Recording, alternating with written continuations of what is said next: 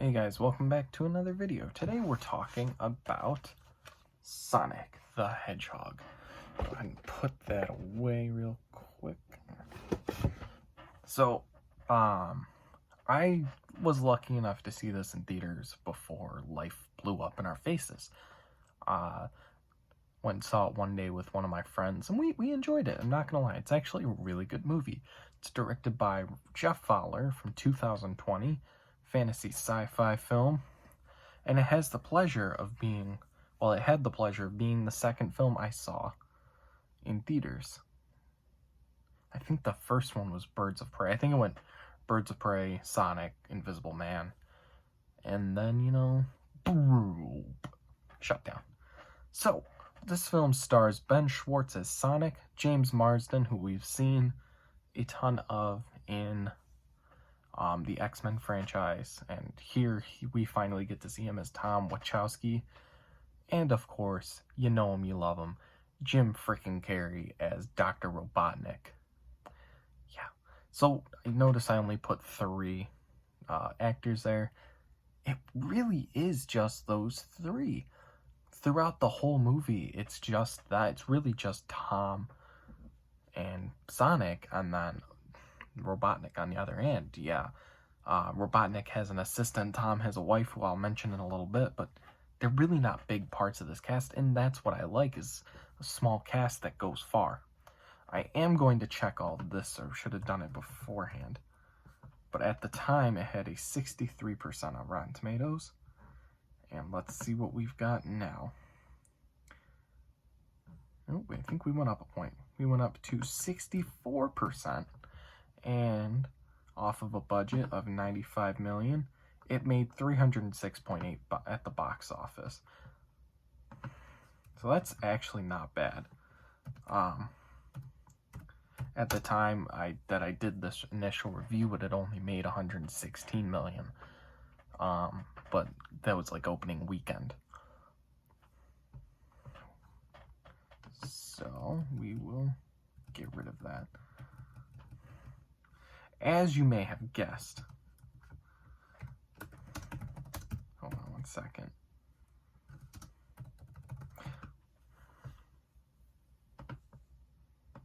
As you may have guessed, I actually enjoyed this. Admittedly, I was skeptical at first, much like everyone else.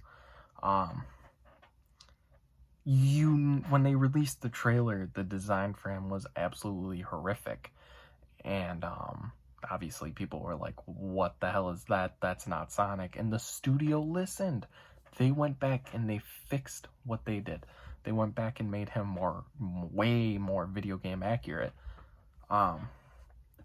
So after seeing the final trailer, my skepticism was gone. I trusted what the studio was doing. I was more interested in it, so the film got a ton of laughs out of me, and I've rewatched it 3 times now. The first time was in the theaters, second time after I got it, and then the third time a few weeks ago when I finished up this review. The laughs continue. I mean, it's still funny. All the jokes still hold up after multiple viewings. Obviously, Jim Carrey is funny. It's so funny, and it's totally worth it to watch him just be him again. Lately, a lot of criticisms he's gotten is that, oh, Jim Carrey's too serious now. Whoop-de-doo, he's funny again. He's perfect in the role of Dr. Robotnik, and for the sequel, he's totally willing to put on a fat suit and act like goofy Robotnik from the games and from even the comics. I have a few comics of Sonic, and in fact, when I got the movie, I showed this off. It comes with a little comic book that's kind of got this 2-bit format that is actually the whole story of the film. It's really entertaining. I've yet to read it. I think I'll give it a look through later tonight. The acting is great. Ben Schwartz is funny as well as Sonic. If you don't know who Ben Schwartz is, clearly you've never watched Parks and Rec. He plays Jean-Ralphio, who is one of the most entertaining characters on Parks and Rec. He's so funny. He's in a new Netflix show called Space Force. He plays the media consultant for the department, and he's funny in that too. He's more. Parks and Rec is kind of held back because it was on air, so it was being aired every week on NBC, so it kind of got held back. You know, you can't. Here's things you can say. Here's things you can't say. Netflix are like, do whatever. I don't care. So he's like, what the F this? What the F that? You know, he's just letting loose. He's so funny. James Marsden, he's really good in this too. But, you know, compared to the other two, so he's not much. But he does really great in this as the Donut King Tom. That's his nickname. Sonic doesn't know his name. He just knows he's a cop who eats donuts. So he calls him the Donut King. It's very funny, if you ask me. I really felt the buddy cop relationship and friendship between Tom and Sonic. The plot was kind of a MacGuffin plot, except they started out with the item, lost it, and had to go find it. So basically, Sonic's got a bag of rings, and, you know, he's been discovered, and he's got to escape Earth. So he throws the ring to go to the Mushroom World. Yeah, we know it's Mario. Stop teasing us and give us Mario already. Anywho, so he throws the ring, but accidentally drops them, and they fall onto a building in San Diego or I think it's San Francisco. I think it's. Well, I'm glad I can check this now. Fairly certain that it is San Francisco. Well, this comic's, yeah, it's San Francisco. I can tell by the bridge. The comic is really sped up, apparently. But yeah, so him and Tom set out on a plan to go get it. It's just really funny antics. The CG looks great, and you know I'm someone who finds any little nitpick that they can about it. And you'll find out more when we cover more horror movies. Looking at you, Halloween franchise. Any hooser, what the fuck? Anyway, yeah, so I couldn't find anything I didn't like about the CG. I imagine that if Sonic was a legitimate thing in this world, that's probably what he'd look like. You know, the super speed thing, it's been pretty much perfected at this point between Quicksilver and the X-Men series, even the Quicksilver in the MCU, and the Flash on both the CW show and in DCEU. You know, they're kind of perfecting the super speed, you know, tweaking it wherever they need to. So here we get a really good example of it. Sonic looked really great, and the fact, like I said, the fact that the studio heard our complaints about this and changed it should show you the amount of care they put into this. It's well paced, but there were a few lulls in the action towards the middle, mostly when they get to like the country bar. Kind of just lags a little bit. I don't know how I totally feel about that. Let's see. The music was great. A couple of rap songs and a few random numbers thrown in. There's also, okay, so there's this really funny character who, her name is Rachel.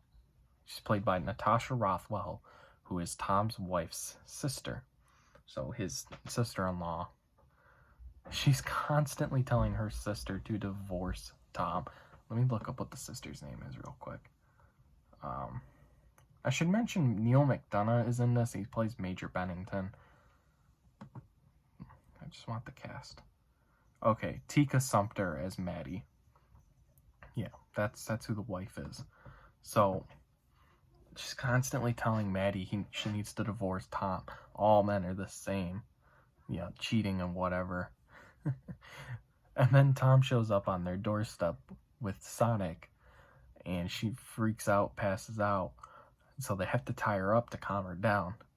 Her daughter's running around pretending to be Sonic, and she tells her daughter, "Baby, go get my Fitbit so you can get me some steps." It just really, it felt so relatable. Just, I wear this like off-brand Fitbit thing because it's just so much easier. And I can tell you, if I had a little kid, I'd probably strap it to their wrist and let them run around and get all those steps and act like I actually did something. But there's also this really nice moment between the niece, daughter, whatever you want to call her, and Sonic, where she gives Sonic a pair of shoes because his are really worn out and tethered because they're like 20 years old. And just a really nice moment. This movie does make me laugh, but I have to give it a 9 out of 10. I don't really understand the purpose of Tom's wife. I mean, she's there to encourage, but Tom's ultimate goal is to go from being the sheriff of Green Hills, which is like his town in Montana. Who sets their movie in Montana? To being a police officer in San Francisco, because he wants to make a difference. And so she's really encouraging of it. You know, she gets 2 cakes made, one that says screw San Francisco and the other that says way to go, I knew you could do it. And you know, so yeah, she's there to encourage, but that's all she really does. She doesn't, like, I don't know, she doesn't have much of a purpose. So 9 out of 10. Other than that, there's really nothing else I can complain about this movie. It's just really good. I would say it's one of the better video game movies out there. And to be honest, it's a little better than Detective Pikachu, which I think I also gave a 9 out of 10. Hold on, that's reviews, like, right? Yeah. Maybe, almost. No. Breakfast Club, Joker, G.I. Joe. I thought it was under here. Rambo. Birds of Prey. Come on. Huh. Maybe, I don't know. I thought Detective Pikachu was before Sonic. Maybe it's after it.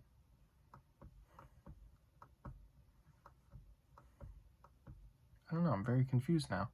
I want to tell you what I gave Detective Pikachu. Yeah, whatever. I did enjoy Detective Pikachu, but I don't think it's as good as Sonic, so we'll just say that. And yeah. So tomorrow we're talking about Batman Returns. If you've never seen Batman Returns, it's interesting to say the least. It's not as good as Batman 89.